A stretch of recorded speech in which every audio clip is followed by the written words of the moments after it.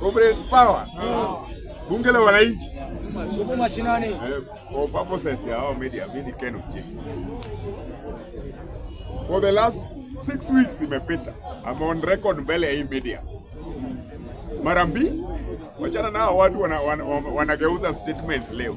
Nikiwaambia hakuna kitu inaitwa peaceful protest. Nataka mu-upload hiyo hii group ingine yote ikichemusha maneno hapa. Nikwambia there is nothing like peaceful protest. Sasa leo umewacha vijana wengine wametoka Thika Road, wengine wametoka barabara hii, wameingia town.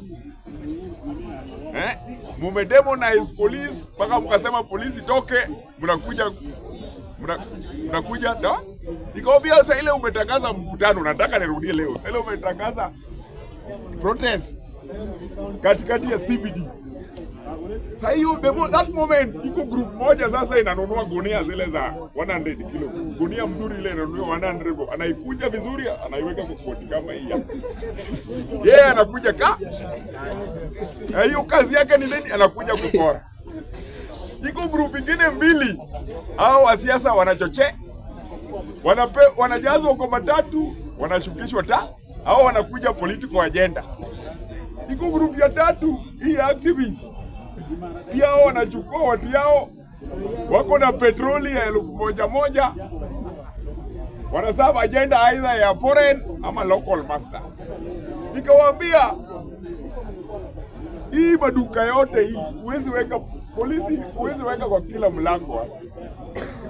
It is not for. Nikasema the only way ni kufunga watu wakasema right of assembly, wakaongea Kisugu mingi. Right of assembly, peaceful.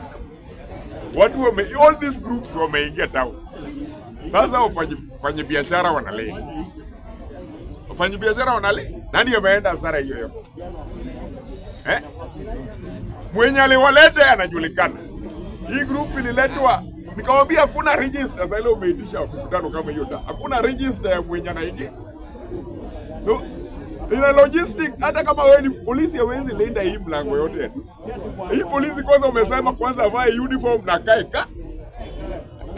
si ndio mko mnajitate kusema polisi akae kando. Sasa mnalia wapi polisi?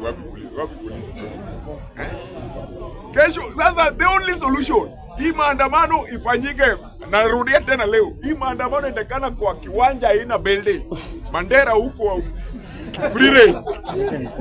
Mwende mfanye mambo yenu. Sasa kama security iko inapata intelligence imepatikana ya kutoa. From today henceforth, maandamano kwa CBD ikuwe ban. Watu wapewange kiwanja ile range, hata hii range ile. Mnapo mnaenda huko mnafanya mambo yenu in the interest of property, in the interest of life. Narudia security sector yetu. Wakiongozwa na wananchi. Hii watu ban rally, ban this protest, ban kabisa. Kwa hiyo sasa mmekuja mnalia, watu wengine baba yako wako wanajua unakuja maandamano, unapatikana kwa moja.